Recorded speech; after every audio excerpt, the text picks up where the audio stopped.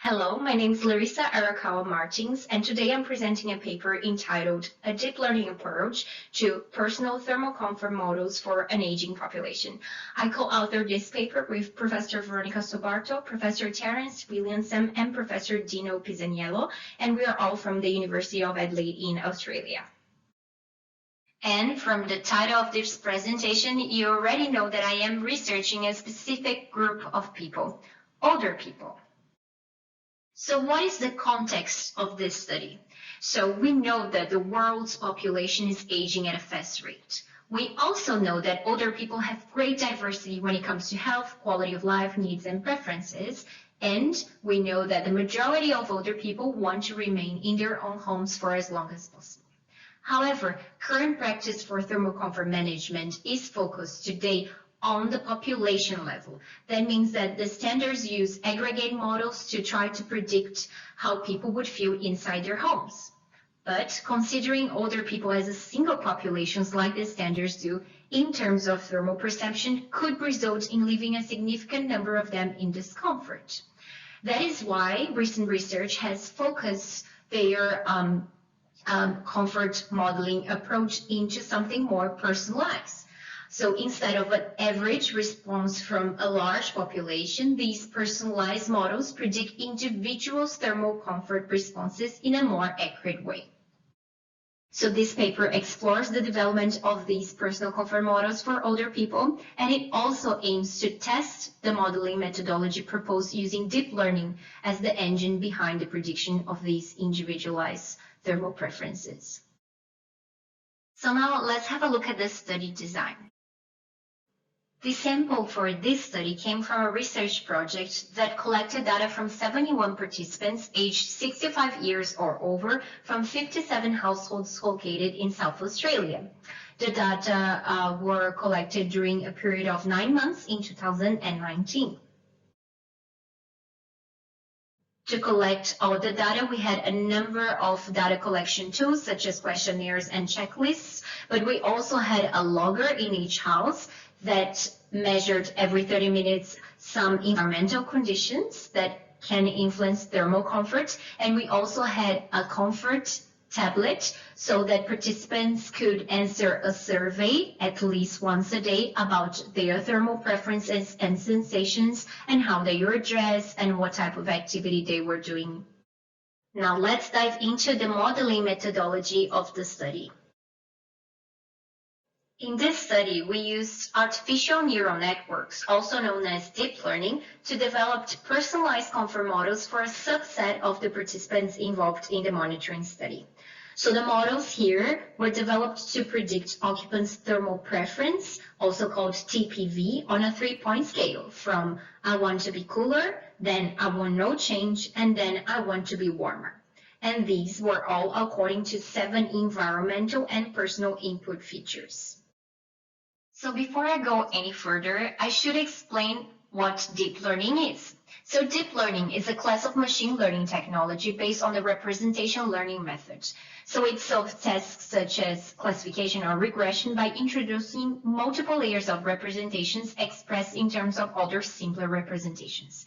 By learning from previously seen data, this method avoids the need of a human engineer to formally specify these multiple layers of representation. And to do this model, we need essentially 5 steps. The first one, you collect a large data set. The second one, you tell the machine what to do. In this case, you tell the machine that it needs to classify the examples of the data set to a specific category. Then you train the machine with examples. And then you measure the prediction error and adjust the machine, and then you test the machine with information that it has never seen before. Normally, in computer science, you represent a neural network like you can see in this slide. You have the input layer with the different nodes or features or input variables of the model. In the middle, we have the hidden layer or multiple hidden layers with multiple levels of representation. And at the end, on the right, you have the output layer. In this case, we have 7 input layer nodes and 3 output layer nodes.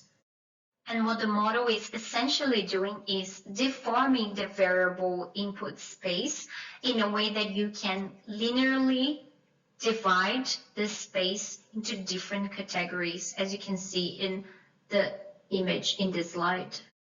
For the participants of this study, because this is a preliminary study, we selected the ones that had the highest vote count and also the most balanced individual data sets among the 71 involved.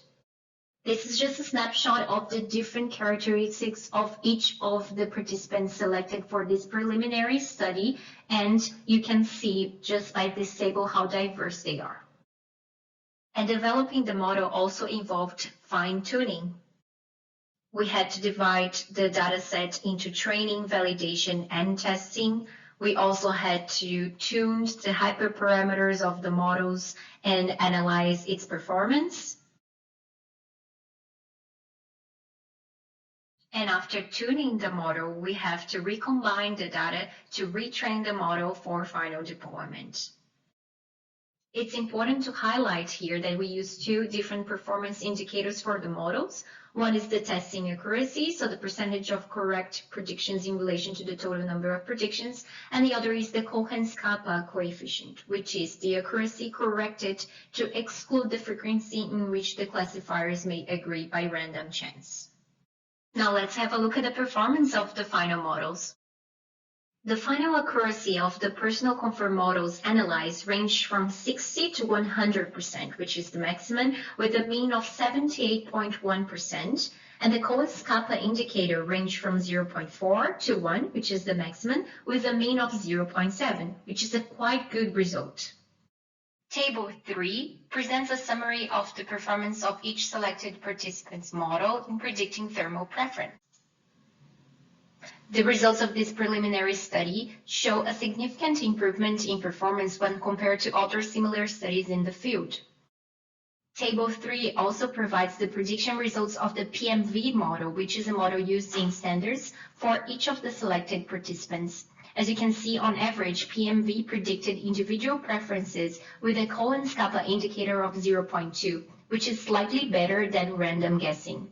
In comparison, the personal comfort models improved the predictions of the PMV by 69% on average for the 7 participants analyzed. The results also suggest that the model's performance may vary among participants even after individual tuning.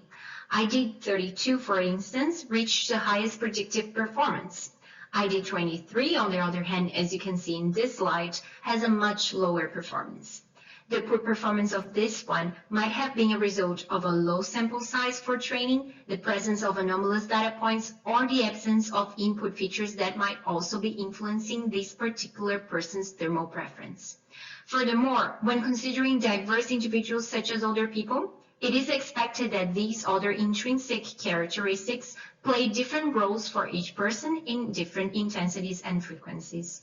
In addition, it is reasonable to expect that some individuals might be harder to predict than others. But what do we do after modeling? The personal comfort models from this study have the potential to be deployed in different scenarios. These models could be used as control strategies for heating and cooling set points, but they can also be integrated into personal comfort devices like heated chairs or individual fans, allowing the conditioning of individuals in a more cost-effective scenario. Considering personalized models specifically designed for older people, the information gathered from this approach can lead to design guidelines that better orient thermal environment management in older people's houses. And from a public health perspective, the findings of this research could assist the development of more personalized healthcare systems, comprehending both public and private service providers. And finally, here are the key conclusions of this paper.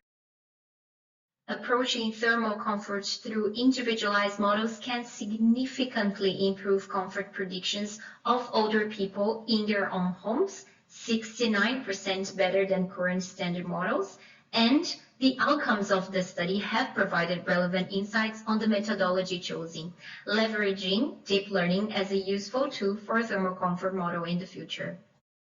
If you want to know more about this study and related research, Here is a list of other publications or presentations in conferences.